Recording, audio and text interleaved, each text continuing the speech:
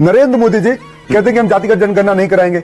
इनके कितने भाषण हैं। और नितिन गडकरी जी ने तो यहां तक कह दिया था मैं जूते से मारूंगा। मतलब अगर हम पूछेंगे कि आप हमारी गणना करो, हमको रोजगार दो, तो इनके मंत्री कहेंगे हम जूते से मारेंगे, पाकिस्तान चले जाओगे। ये हैं कौन लोग इस देश में?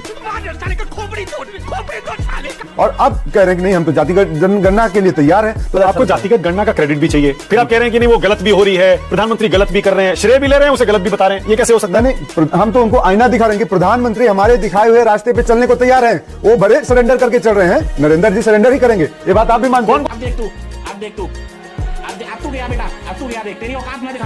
राहुल गांधी ये जो बार बार कहते हैं नरेंद्र सरेंडर, तो आपके दर्शकों को ये जानना जरूरी है 1947-48 पीओके का जन्म हुआ। सरेंडर किसने किया पाकिस्तान के सामने? पंडित नेहरू ने। 1962 में चीन के साथ युद्ध हुआ और भारत को मुंह की खानी पड़ी। सरेंडर किसने किया? चीनियों के सामने पंडित नेहरू ने। इन्होंने तो हमारी जो सेना के कर्ता धर्ता है उनकी इज्जत की भी धज्जियां उड़ा दी। और आज ये कांग्रेस। नमस्कार दोस्तों, स्वागत है आप सभी का आज की एक और डिबेट वीडियो में। आज की वीडियो होने वाली है बीजेपी प्रवक्ता संजू वर्मा वर्सेस कांग्रेस के प्रवक्ता दीपक झा के बीच। आज की डिबेट में दीपक झा पप्पू की महानता के बारे में बताते हैं और मोदी जी की सिर्फ बुराइयां ही करते रहते हैं। उसके बाद संजू वर्मा ने जो पप्पू से लेकर नेहरू तक की पोल पट्टी खोली है वो देखने लायक है। सो वीडियो में लास्ट तक बने रहिएगा। और आप सभी से एक रिक्वेस्ट है, आप अगर चैनल पे पहली बार आए हो और अभी तक चैनल को सब्सक्राइब नहीं किया तो सब्सक्राइब जरूर कर लीजिएगा एंड बेल आइकन को भी जरूर प्रेस कर देना ताकि आने वाली सारी वीडियोस आपके पास तक आ सके। तो चलिए आज की मेन वीडियो को स्टार्ट करते हैं। चलो भाई, ये गियर आपने क्यों बदला है? अभी तक आप ऑपरेशन सिंदूर उठा रहे थे, अब आप प्रधानमंत्री की जाति पर आ गए, जाति गणना का मुद्दा उठा लिया आपने। ऐसा लग रहा है बिहार चुनाव आपके निशाने पर है, इसीलिए ये दो मुद्दे अहम होने वाले हैं। मानक भाई, अच्छी बात होती कि गियर आप भी बदलते, गियर प्रधानमंत्री जी भी बदलते। प्रधानमंत्री जी के साथ दिक्कत क्या, वो कपड़े बदलते हैं। देश में गियर बदलने वाला व्यक्ति चाहिए। अगर गियर नहीं बदल सकते आप तो आपकी स्पीड नहीं बढ़ेगी।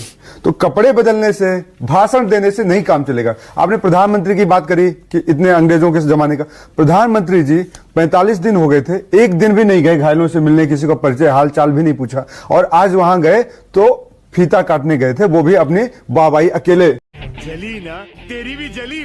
तो देश ये सब समझ रहा है। दुनिया का सबसे ऊंचा पुल है चिनाब नदी पर। किसने बनाया? भारत ने है ना। हाँ, भारत में है ना। हाँ, तो हमें गर्व होना चाहिए कि नहीं होना चाहिए? हाँ। बच्चा पहले दिन से पैदा होते ही पहले दिन नहीं दौड़ता माना जी। आपने आज आपकी मान लीजिए उम्र 35 साल है, तो 35 साल पहले जब आप पैदा हुए थे तो आप एक दिन में नहीं चलना सीख गए थे, एक दिन में बैठ के चैनल पे दहाड़ना नहीं सीख गए थे। आज आप बोलते हैं ना देश के बड़े पत्रकार बने हैं, इतना साल लगा है ना। तो देश को भी विकास के रास्ते पे जाने में, बड़ा पुल बनाने में सबसे ज्यादा समय लगता है और इसको हम स्वीकार करते हैं। जो प्रधानमंत्री होगा वो फीता काटेगा, ये भी बात है। लेकिन सपना किसने देखा था, बुनियाद किसने रखी थी, सवाल ये होता है। वाह बेटा, लगता है तुम गू खा के ही मानोगे। अब आते हैं बिहार की बात करने के लिए। नरेंद्र मोदी जी कहते हैं कि हम जातिगत जनगणना नहीं कराएंगे। इनके कितने भाषण हैं।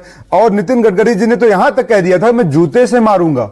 मतलब अगर हम पूछेंगे कि आप हमारी गणना करो, हमको रोजगार दो, तो इनके मंत्री कहेंगे हम जूते से मारेंगे, पाकिस्तान चले जाओगे। ये हैं कौन लोग इस देश में? और अब कह रहे हैं कि नहीं हम तो जातिगत जनगणना के लिए तैयार हैं। तो तैयार हैं, लेकिन पहले हम कहते थे हम ओबीसी हैं। वोट लेने के लिए नरेंद्र मोदी जी अपनी जाति बताएंगे, वोट लेने के लिए नरेंद्र मोदी जी आपकी जाति भी गिना देंगे कि आप कौन हो, आपके जाके पैर भी धुल लेंगे। बताएं, पैर धोया था ना इलाहाबाद में, आपने देखा था चुनाव के समय, पैर क्यों धो रहे थे? क्यों कहते हैं कि सबसे समाज के पिछड़े वर्ग से आते लोग, क्यों कहते हैं?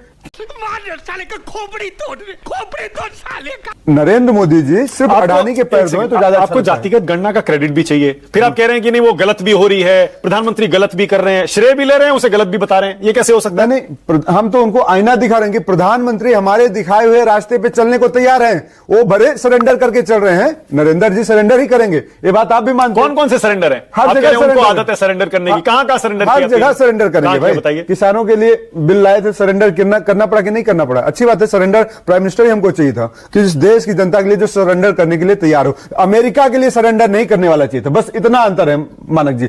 आप देश के लिए, देश आपके लिए होना चाहिए। आप देश के लिए झुको, कोई दिक्कत नहीं। देश की जनता के लिए झुके, कोई दिक्कत नहीं। हमने आपको ऊपर आरोप नहीं लगाते कि आप सरेंडर मोदी हो गए। आज आप सरेंडर क्यों कहलाते हैं? क्योंकि तीसरा चच्चा आपका बीच में आ गया था और उसकी वजह से देश को आपने अघोषित युद्ध में डाल के कहते हैं हम सरेंडर। आपको उमर अब्दुल्ला का बयान बिल्कुल पसंद नहीं आया होगा ना? उमर अब्दुल्ला प्रधानमंत्री की की तारीफ कर रहे थे, पहले भी कर चुके और पूरी तरह से सरकार के साथ खड़े हैं। उन्होंने कहा कि जो काम अंग्रेज नहीं कर पाए वो मोदी जी ने कर दिखाया। देखिए, अब 370 का मुद्दा नहीं उठाते उमर अब्दुल्ला, अब वो कह रहे हैं बस पूर्ण राज्य का दर्जा दे दीजिए, और वो ऑपरेशन सिंदूर पर पूरी तरह सरकार के साथ खड़े। देखिए, पूरा देश, उमर अब्दुल्ला क्या इंडिया अलायंस के साथ हैं उमर अब्दुल्ला, इसलिए कह रहा हूं मैं कह रहा हूं कि मानक भाई, ऑपरेशन सिंदूर के साथ तो आप भी खड़े हैं, ऑपरेशन सिंदूर के साथ तो हम भी खड़े हैं, ऑपरेशन सिंदूर के साथ तो पूरा विपक्ष खड़ा है, कदम से कदम मिला के चल रहा है सरकार के साथ। संगच्छध्वम संबद्धध्वम संभो मनान से जानता देवा भागम यथा पूर्वे संज्ञाना उपासते। और भाजपा की बात करते हैं, भाजपा तो उस पार्टी की औलाद है जो हिंदू महासभा बनी, फिर जनसंघ बना, फिर जनता पार्टी बनी। ये तो आपस में ही लड़ते रहे देशद्रोह का आरोप पे। और जनसंघ कौन है बताइए, जनता पार्टी कौन है? जनता पार्टी का इसमें संजू वर्मा, आपकी बारी है। और संजू, आप बड़े दिनों बाद आई हैं, तो जरा बताइए संजू वर्मा, ये राहुल गांधी की स्ट्रेटजी क्या नजर आती है आपको? क्यों सरेंडर कर रहे हैं वो बार बार? मानव जी, पहली बात तो कांग्रेस के प्रवक्ता ने इतना लंबा चौड़ा भाषण दिया प्रधानमंत्री के लिए। तकलीफ क्यों भैया, तकलीफ क्यों है आपके? नरेंद्र मोदी जी शांत हो जाइए, मैंने आपको एक बार भी टोका नहीं। बोलिए मानव जी, हाँ बोलिए। Thank you. हाँ, अब जब मैं बीच में बोल रही हूँ तो इन्हें बोलिए कि टोकम टोकी ना करें। बोलिए। पहले तो यह बता दूं कि राहुल गांधी ये जो बार बार कहते हैं नरेंद्र सरेंडर, तो आपके दर्शकों को यह जानना जरूरी है 1947-48 पीओके का जन्म हुआ। सरेंडर किसने किया पाकिस्तान के सामने? पंडित नेहरू ने। अभी मजा आएगा ना।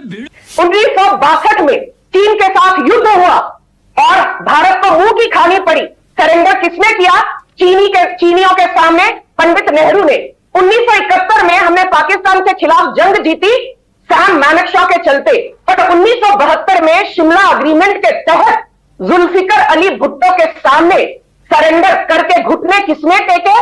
राहुल गांधी की दादी इंदिरा गांधी ने। यहां तक कि मानक जी, पाकिस्तानी जो 93,000 प्रिजनर्स ऑफ वॉर थे, हमने उनको सोने की तश्तरी पर पाकिस्तान को लौटा दिया। पर भारत के जो 54 प्रिजनर्स ऑफ वॉर थे, सिर्फ 54 पीओडब्ल्यूज को इंदिरा गांधी वापस भारत लाने में असमर्थ रही। अरे बाप रे, ये तो धोती खोल रहा है। और ये लोग कहते हैं इंदिरा गांधी हो पाना आसान नहीं है। जी हां, इंदिरा गांधी हो पाना आसान नहीं है, क्योंकि इंदिरा गांधी एक इतनी छोटी नेत्री थी कि सैम मैनेक्शॉ को 36 साल अपना पेंशन तक नहीं दिया गया।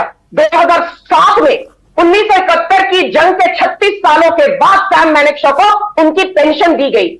इन्होंने तो हमारी जो सेना के कर्ता धर्ता है उनकी इज्जत की भी धज्जियां उड़ा दी। और आज ये कांग्रेस पार्टी और राहुल गांधी बीजेपी को भाषण देते हैं। और एक बात कह दूं, आज चेनाब ब्रिज का उद्घाटन किया प्रधानमंत्री मोदी ने। चेनाब ब्रिज को स्वीकृति किसने दी थी? 2003 में अटल बिहारी वाजपेयी ने दी थी। 2004 से लेकर 2014 तक 10 साल तक कांग्रेस सत्ता में रही। मानव जी, चेनाब ब्रिज का कंस्ट्रक्शन क्यों नहीं हुआ? फिर उदाहरण देती हूं बोगी बील ब्रिज का। बोगी बील ब्रिज का कंस्ट्रक्शन शुरू हुआ 2011 में, कांग्रेस ने इसको भी खत्म नहीं किया। 2018 में बोगी बील ब्रिज का कंस्ट्रक्शन खत्म किसने किया? प्रधानमंत्री मोदी ने। फिर बात करते हैं डीएसडीबीओ रोड, जो कि हमारे लिए बहुत अहम है। यह शुरुआत की थी अटल बिहारी वाजपेयी ने 2002 में। 2004 से 2014 तक कांग्रेस ने डीएसडीबीओ रोड के काम पर पूर्ण विराम क्यों लगा दिया? इसे भी खत्म किसने किया? मोदी सरकार ने। फिर और एक बात करती हूं, ये जो आपने जाति जनगणना की बात की, राजीव गांधी फाउंडेशन में आज कौन कौन लोग हैं? जरा सुनिए ध्यान से 20 सेकंड में।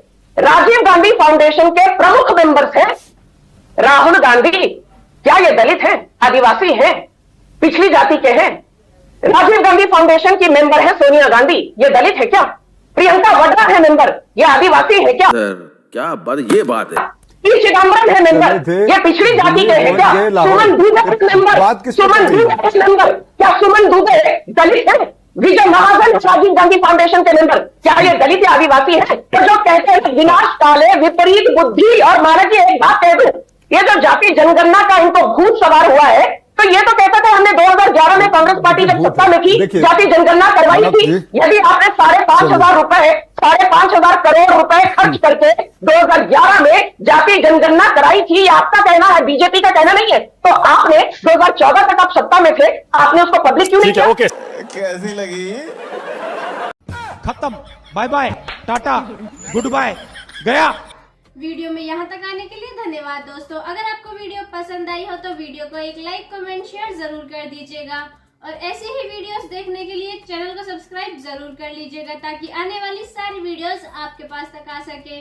तो मिलते हैं एक और नई डिबेट के साथ। जब तक के लिए जय हिंद, वंदे मातरम, जय श्री राम।